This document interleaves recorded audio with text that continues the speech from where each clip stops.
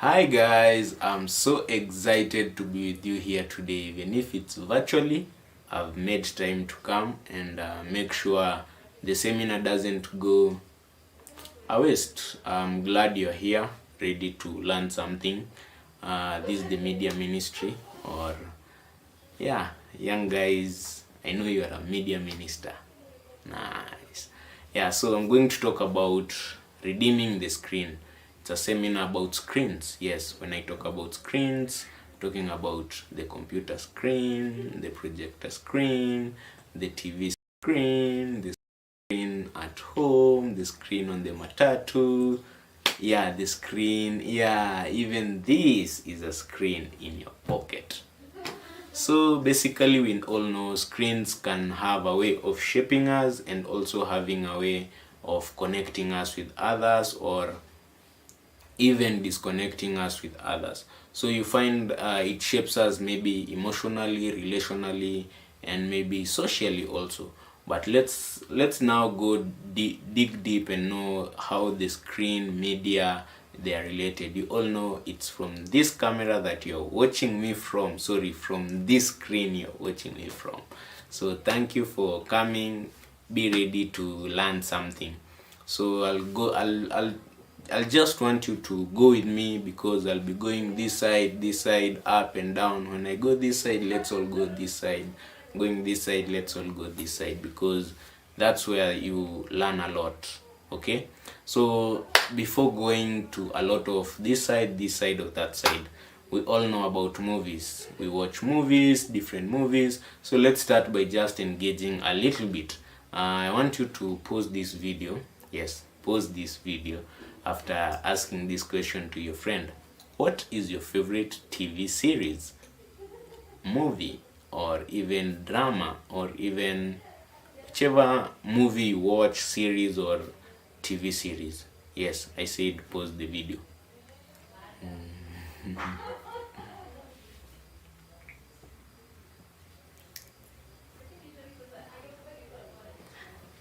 Nice. I know now you're trying to tell the person how that movie is great. You're trying to say with the movie you watch. I know it's Fast and Furious.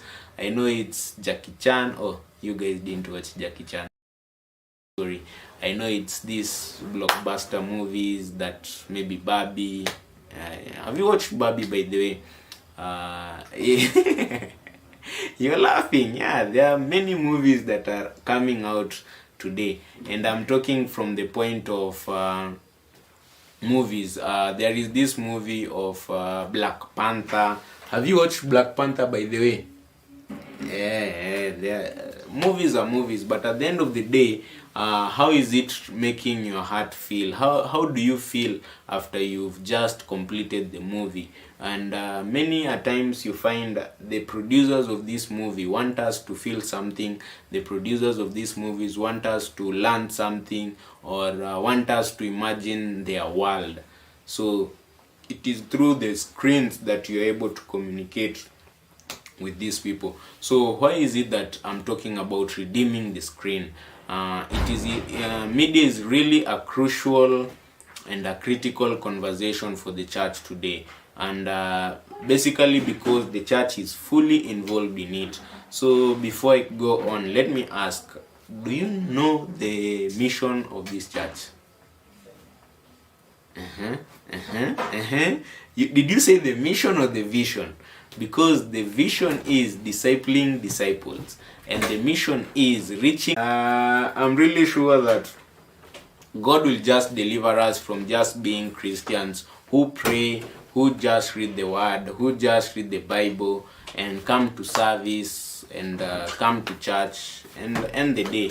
But at the end of the day, don't worry, because you're just a schedule to come to church. Let's make disciples. I know we've been learning about disciple making during the Mizizi, and we asked you guys to know who your disciple is. Know you're doing that decision, and God will bless you for doing that. I want to go to this point whereby we go back why media is a very key mechanism in this era. and why I talked about movies, how they make you feel, and all that. So pause there. Let's rewind. Let's go back to the story of Paul. We all know Paul, the apostles, and he did a lot of preachings and reaching out to the unreached with the gospel. He went to even to far ends whereby he was planting churches. He was able to stay with them for as long as around 18 months. Then went on to another place and plant churches, walk them through, train, disciple people and grow and all that. Now, we all know Paul wrote a lot of letters. If there are letters that were written in the Bible, Paul wrote them, not wrote them. Yeah, Paul wrote a lot of letters, and basically he was writing letters to churches with different issues. So there is this specific church called the Corinthians. In chapter 1, he wrote about divisions and quarrels in the church of Corinthians, because the book of Corinthians have a lot of issues. In chapter 3, he was talking of the challenge of obedience. In chapter 5, he talks in rituals. In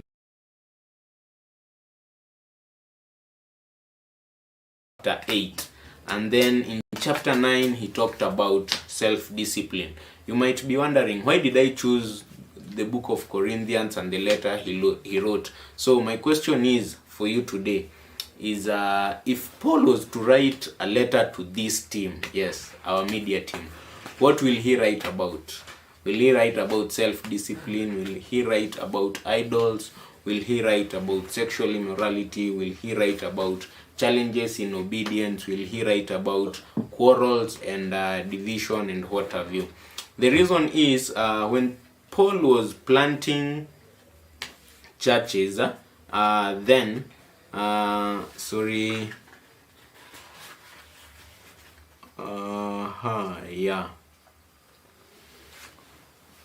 Paul was writing these letters, it is because Paul had influenced the church in a manner that it is on a godly way. But now when he left and went to another area, it was something else was coming to influence the church, influence from outside. So what am I trying to say in this information? The battlefield is never neutral.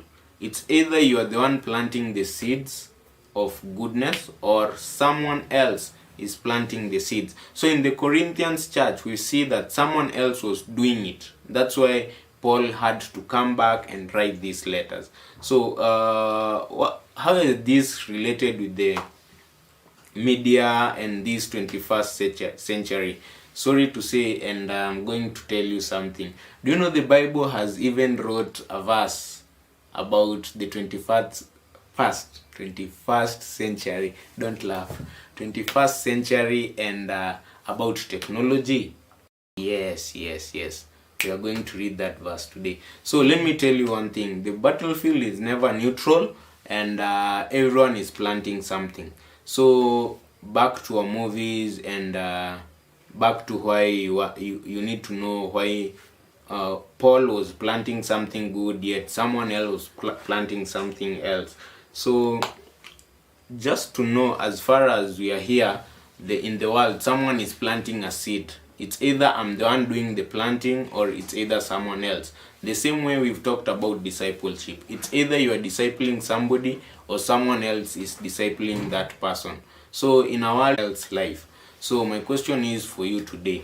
Have you decided who your discipler is? Have you decided who will disciple you? Because one thing I've come to understand, when you are discipled in all 5 spheres of life, you need to hold someone to disciple them too. When you are taught, you teach someone else. When you are held, umeshikwa mkono unainuliwa juu kidogo, we also do the same to someone else. Because one thing I've come to understand, when you are discipled and you want to really grow spiritually, you disciple someone else for you to be able to be a committed parent and be able to raise another person in faith and in ministry. So whatever season you are in, just know it's either you are in the planting season or someone else is doing the planting season for you. So why is it that media is here and going to tell you a small history about Jesus kidogo.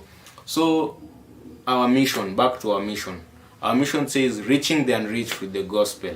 And luckily enough, Jesus was saying these words while he was almost dying. And you know what they say, the words of a man who is dying is really key and really crucial. You don't joke with them, and they are really powerful. So just to say, during that time when Jesus was saying all authority in heaven and on earth is given unto you to spread the gospel to all nations, do you know that was the first time a highway was created? So the highway was created, and Jesus was saying peleka injili kwa kila mtu, as our mission says, or is it, yes, as our vision says.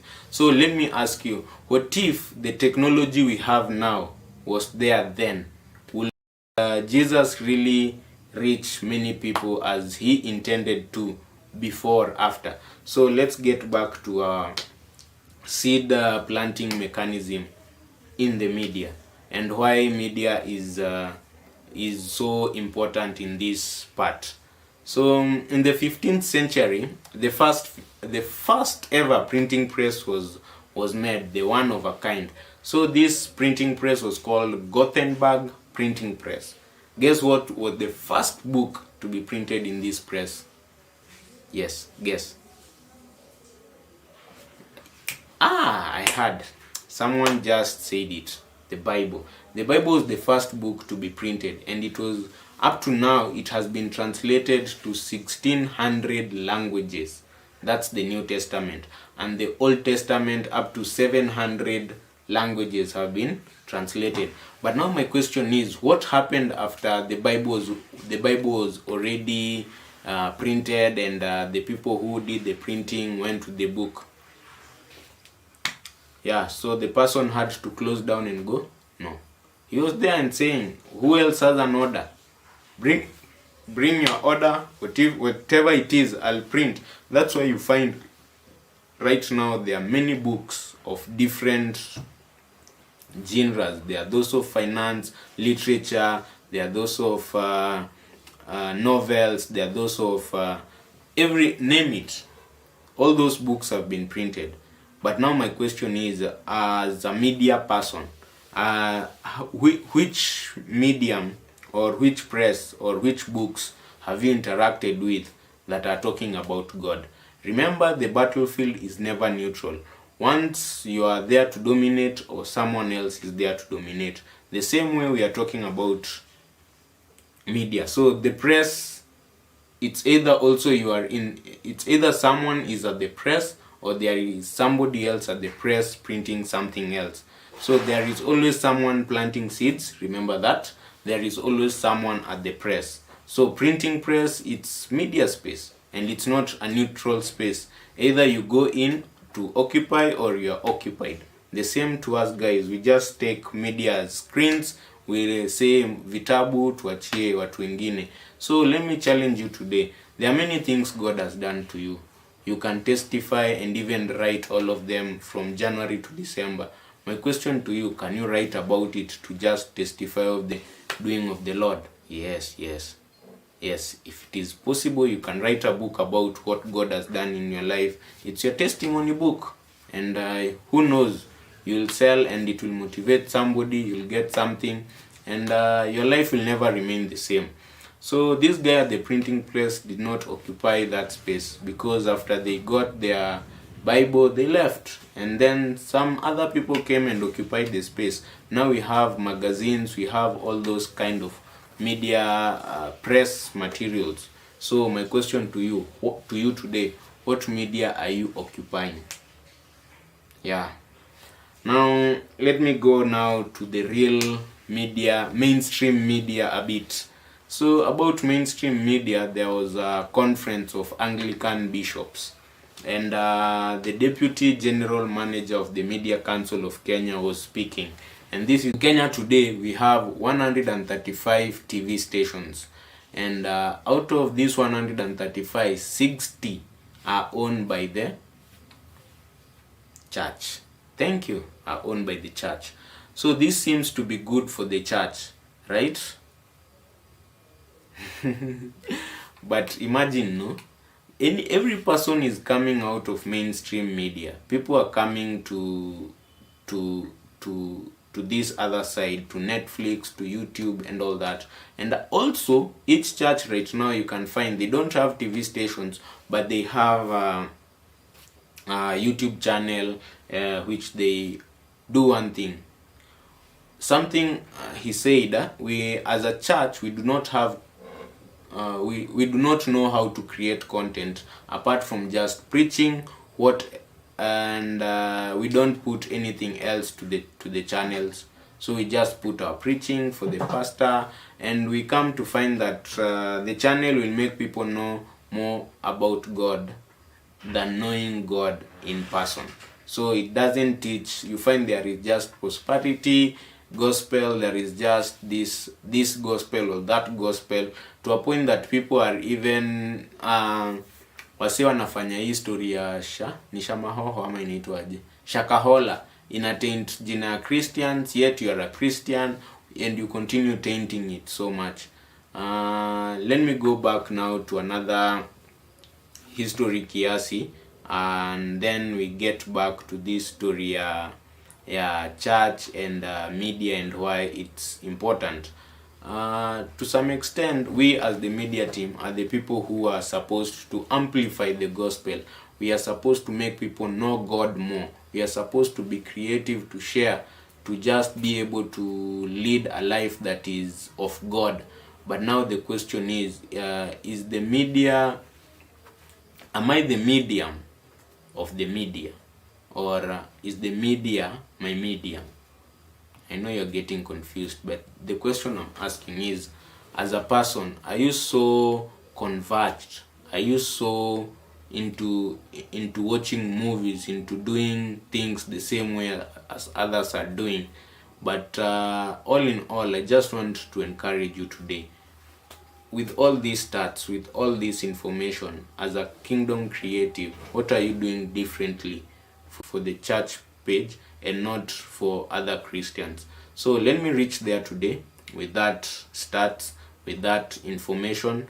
I'll come with the next time in video format or in person, and talk more about the screen and how it's really affecting us, and also chat a little bit about addictions and how to overcome several apps or several social media. If you are addicted to it, we'll talk about it more.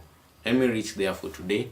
I hope you learned something, and I hope you are going to start planting seeds of the gospel, seeds of God, and not just be there to watch. Thank you so much for taking time. Let me say turus for now.